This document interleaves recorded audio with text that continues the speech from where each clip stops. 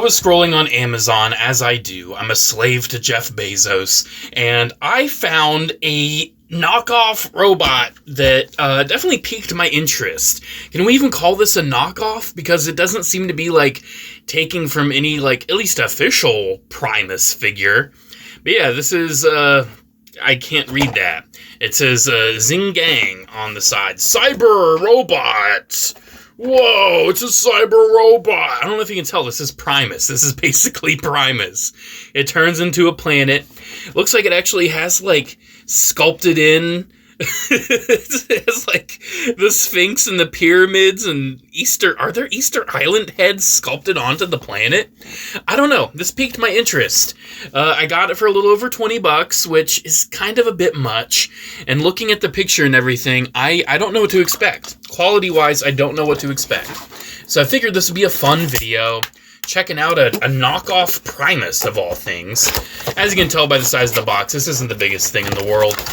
But getting him open, you can see he's still a pretty decent size here. Like, he's, I would say, like, modern leader class size.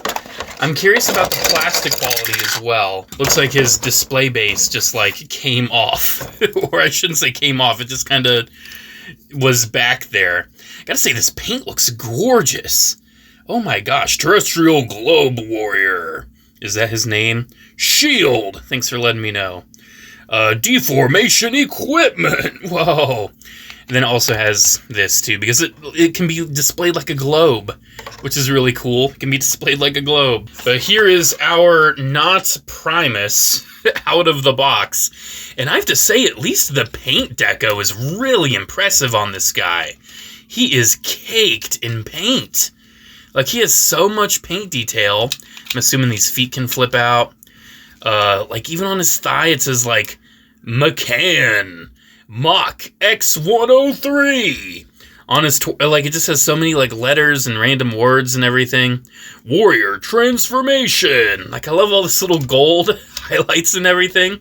And I gotta say, the plastic quality, like, you see all the marbly, like, silver gray plastic, and you're thinking, oh, this doesn't feel that great, or it's not going to feel that great. It honestly feels pretty okay. Like, it feels pretty okay. I'm not going to lie. It feels decent. It's definitely not the best. Oh my gosh, look at all that paint on the planet. There's so much paint. I love how it just says globe. There's so much paint on this.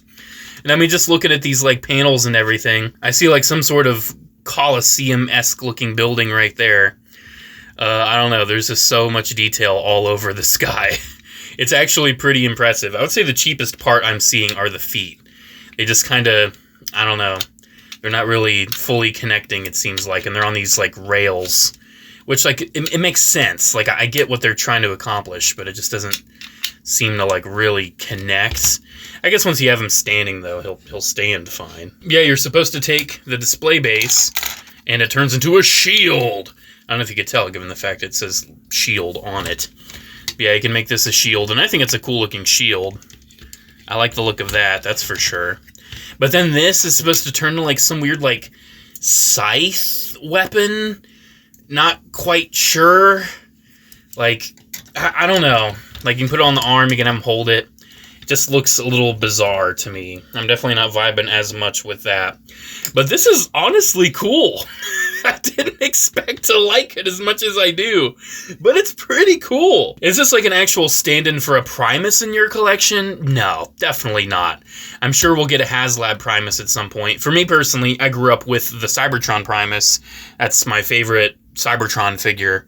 But this, I don't know, it's cool. I really like it. And again, checking out all these details, the head sculpt looks kind of neat. It's not like the greatest head sculpt in the world, but I do see what they're going for, and I do like it. And you can see all the paint. He's caked in paint. So much detail all over him. So much text, so much wording. They really wanted this guy to just look grand in size, and they accomplished that by just painting the hell out of him. Like, even look, on these parts we're never going to see again, it says, start, change shape, get ready. And the paint looks really good, honestly. That's probably one of the only things I'm seeing that's kind of off. Even on the insides of the legs, they painted. And they painted them different colors, too, just to make it look that little bit more asymmetrical. And there's tons of inner sculpting and detail. Wow, dude. This is cool. This is really cool. And again, the plastic quality, it's not up to Hasbro standard, right? This definitely isn't Hasbro standard plastic. But it's pretty decent. Like, I don't feel like this is brittle, cheap, gonna break. The joints feel fine as well. Like, you can't really see, there's not too much wibble. There's a little bit at the knee, but it's kind of in between, like, detents, so it's not really gonna be super loose or anything. My main stability issue is the feet. And that's, you know, once he's standing, it's not gonna be a problem. His articulation is pretty decent. He's got a ball joint at the head, turns side to side, gets a little bit of tilt, but it's mostly just side to side motion. His shoulders are on hinges and ball joints, so that seems pretty decent. His elbows are on ball joints as well. Nothing at the wrist. Waist? No, nothing at the waist. Ball joints at the hips, move pretty decent. Thigh swivel. He's got a pretty good knee bend right there. And the ankles, I've already talked about those. For scale, here he is, of course, with 86 Optimus Prime. So you can see he's about modern, like, leader class size. He definitely doesn't have the heft. He's definitely, you know, a little bit on the thinner side when it comes to the plastics and everything. But again, it's nothing, you know, super low quality. It's nothing you're going to find, like, at a very cheap, like, you know, vendor on the, you know, side of the New York street. Like, it's nothing like that. The plastic's nothing like an authentic modern Transformers figure, but it's still good. It's still decent. And for the price of a deluxe class, it feels pretty worth it to me. All right, how about we get this guy transformed? I'm very, very curious how this is going to turn out. I'm very curious. So I guess we can go ahead and get this back into its, you know, globe mode. All right. Oh, forgot that. All right, so he definitely has a lot of panels and everything because, I mean, he turns into a ball. 4! But everything seems to be pretty robust in how it's assembled, how it's designed, how it's engineered. And hopefully this will be a pretty easy transformation. God, there's so much little text on here. Wow. Oh my gosh, they put the Great Wall of China on the planet. You see that right there? That's really funny. Alright, I'm figuring this out along with you. Do we hinge these up at all? We might. Maybe, possibly. Maybe these need hinged up.